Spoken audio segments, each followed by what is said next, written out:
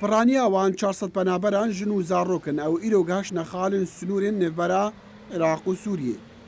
Piranyawan xelkê bajarên Ra'sil'eyn û Tiltemir'in ku bûna armanca topbarankirin û êrişên artêşa Tirkiya û komalên çekdarên Sûrî bi piştevaniya Tirkiya. Wan xwe bi rêkên qaçax gihandiye nav erdê Iraqê.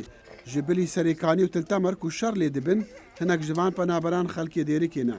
سرية تهريبي هاتني ريقتي ورياسي مكة سرية تهريبي وباطن جياب تشمركة وقريبوان بابا جياب دمر واجمر ملجأ مر مخيمات حاضر كرني کامیرەیە دەنگی ئەمریکا لە گوندێ ئەلوەلیدیە سنووری سیمایە بەخەم و ماندوویە ژن و زارۆکان تۆمار کرد.